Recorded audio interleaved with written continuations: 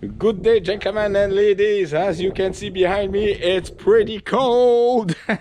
But this week we received some snow. I didn't have the time to do some snow tractor therapy. Look at the shadow. You can see my chimney. So right now I plugged the car. I was supposed to do a course and it was cancelled. So on this pretty nice Saturday, I'm gonna clean up the main driveway and the back of my house. So let's start my car and stick around for that probably I mean, well, the end of February, beginning of March, more, yeah. So I hope I have more snow. All right, cheers. I'd like to mention that you know, when I carry on my past video, when I took the snow from behind my house and put it around my house, you have to be gentle and you have to think about your drainage system in your basement. In my case, I mean, this is a bunker. I got 1.5 feet of concrete and I have a French drain. It's a sand, so no worry about that. But you should take a look before attempting doing what I say, and you have to make sure you have to be kind, gentle when you drop the snow. Mine is a brick house, however I have to still do, but I can tell you that right now with these polar cold snap that we have under here, I really like that. One thing I forget to mention, and that was my outstanding friend Joe mentioned it, is yes, of course I block off all my windows. However, on the south side, this one is blocked, but this one, as you can see, is under a kind of a warm sun and it's fully open, so definitely. And I did put some snow in the front there, in front of my house. All right, so let's do some snow tractor therapy. And one thing I forget, my heat pump, despite of -24, still working. Yes, a significant drop of heat that producing, but still producing heat. But I'm very amazed. But making the rooftop, I recommend that for everyone. So I know I should do a lot of what I should have done or should have do, or I should do short video, but I don't have time for that. Like saying, everybody make a roof for your heat pump, especially in North America, because it's protective and stuff like that. So yeah, all right, stick around. Cheers. As you can see behind me, I use all my front face cord of hardwood, and that's the only thing left that I have. And on top of that, this year I burned one row.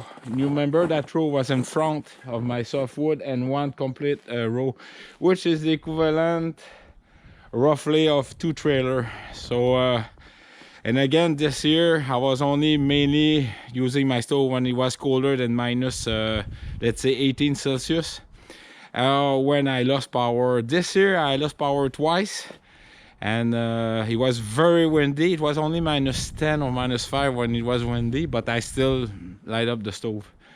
And we'll see when I do the stove chimney cleanup. All right, so all right, that was my report about my consumption of firewood so far. I mean, we're at the beginning of March, so all right, cheers. You see the smoke coming out of my exhaust of my diesel. That's a good sign that it's pretty cold. I don't know if you can see it. All right, so let's close the door because whew, that's pretty cold for the garage. Many times that I told you that, but in cold environment, let your tractor warm up the engine, slow RPM, normal idle RPM, let it warm, but also let warm the HST transmission, because the only thing warming that transmission is the fluid moving. So right now, in the cold temperature, I think it's -13 Fahrenheit. Yeah, roughly that. I look at that, the temperature. So yeah, it's pretty cold. All right, so I'm gonna connect my front snow plow. Stick around.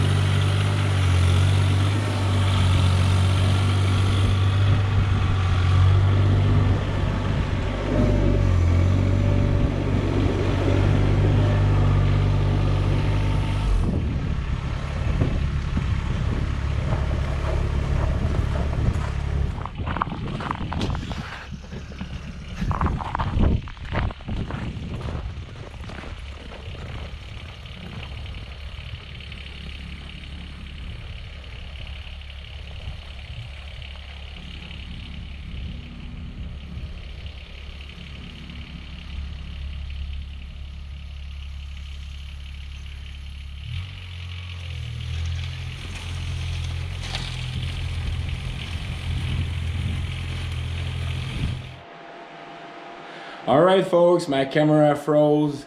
First of all, I didn't put my aluminum cover over my camera, so I suspect my battery was getting weaker and weaker. So again, in front of my wood stove, I just put some firewood in front to have it dry. It's very nice and warm and cozy, so I hope you like my short cold video. And remember, life is good in front of wood stove. Outstanding. Alright, so thank you again for all your nice comments. Remember, life is good, take care of yourself. Alright, cheers.